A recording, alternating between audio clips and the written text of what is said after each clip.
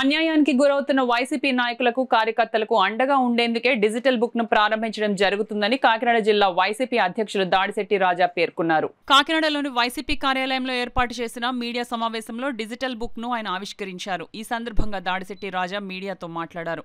ఈ సమావేశంలో పార్టీ నగర అధ్యక్షురాలు సుంకర శివప్రసన్న, నియోజకవర్గాల ఇన్ఛార్జీలు దవలూరి దొరబాబు, తోట నరసింహం, వంగా గీత విశ్వనాథ్, మాజీగూడ చైర్పర్సన్ రాగిరెడ్డి చంద్రకళా దీప్తి తదితరులు పాల్గొన్నారు. అన్యాయానికి గురైన వైఎస్ఆర్ కాంగ్రెస్ పార్టీ కార్యకర్తలకి అండగా నిలబడడం కోసం వైఎస్ఆర్ కాంగ్రెస్ పార్టీ కార్యకర్తల బాధలు తెలుసుకుని తదనంతరం ప్రభుత్వం వచ్చిన వెంటనే వాటికి పరిష్కారం చూపించే విధంగా ఈరోజు ఈ డిజిటల్ బుక్ ఆవిష్కరించడం జరుగుతుంది. ఇందులో 2 రకాలుగా దీన్ని వాడుకోవచ్చు. ఒకటి, క్యూఆర్ కోడ్ స్కాన్ చేసుకుని మనం ఎంటర్ అయితే, మన మొబైల్ ద్వారా ఎంటర్ అయితే మన కంప్లైంట్ రిజిస్ట్రేషన్ కోసం అందులో మనం రిజిస్టర్ చేసుకోవచ్చు. అదేవిధంగా ఐవీఆర్ఎస్ కాల్ ద్వారా 04049171718 నెంబర్కి కాల్ చేసి మన కంప్లైంట్ రిజిస్టర్ చేయొచ్చు.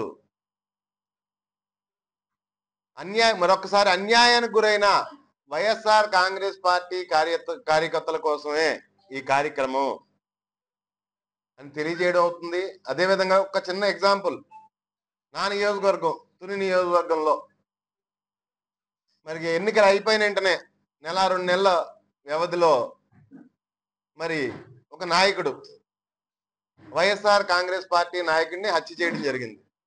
ఆయన 5 రోజులు హాస్పిటల్లో మృత్యువుతో పోరాటం చేసి మరణించడం జరిగింది. కనీసం కేసు రిజిస్ట్రేషన్ చేయించుకోవడానికి కూడా కోర్టుకు వెళ్ళవలసిన పరిస్థితి మా పరిస్థితి. ఏ మీడియా కూడా కవర్ చేయలేని పరిస్థితి. మరి అటువంటి అభాగ్యుల కోసమే ఈ డిజిటల్ బుక్ జగన్ గారు ప్రవేశపెట్టడం జరిగింది. వారికి అండగా నిలబడడం కోసమే ఈ డిజిటల్ బుక్ ప్రవేశపెట్టడం జరిగిందని తెలియజేస్తుంది. ముందు రోజు, నెక్స్ట్ రోజు బిజినెస్ గురించి ఒక డిస్కషన్ కూడా జరుగుతుంది. ఎవరెవరు మాట్లాడాలి, ఏమేమి సబ్జెక్టుల మీద మాట్లాడాలి, ఖచ్చితంగా ఒక డిస్కషన్ కూడా జరుగుతుంది. అంటే బాలకృష్ణ గారికి మాటలైతేనే, లేకపోతే వేరొకరు మాటలైతేనే, చంద్రబాబు నాయుడు గారి నోటీసులో లేకుండా ఆయన ఏం మాట్లాడలేదు. జగన్మోహన్ రెడ్డి గారి గురించి మాట్లాడిని, చిరంజీవి గారి గురించి మాట్లాడిని, చంద్రబాబు నాయుడు గారి నోటీసులో లేకుండా బాలకృష్ణ గారు అయితే మాట్లాడలేదు. ఎందుకంటే చీఫ్ విప్ ఎవరెవరు మాట్లాడాలో ఆ లిస్ట్ పట్టుకెళ్ళి గౌరవ స్పీకర్ గారికి అందజేస్తారు. దాని ప్రకారమే మాట్లాడిస్తారు.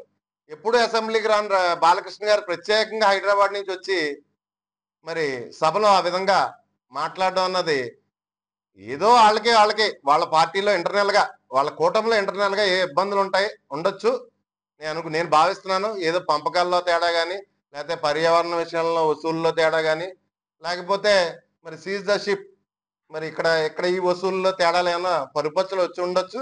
వాళ్ళు ప్లాన్డ్ గానే బొండా ఓం ప్రశ్నించనే జనసేన వాళ్ళని, లేకపోతే నేను బాలకృష్ణ గారు మాట్లాడిని చిరంజీవి గారిని ఉద్దేశించి వాళ్ళు ప్లాన్డ్ గానే ఉన్నారు. తెలుగుదేశం వాళ్ళు క్లియర్ కట్ గా ఒక పిక్చర్ తోనే ఉన్నారు. వాళ్ళకి ఏ ఇబ్బందులు ఉంటాయి. దయచేసి మరి ఈ మెంటల్ సర్టిఫికేట్ ఉన్న బాలకృష్ణ గారితో మాట్లాడించడం జరిగింది.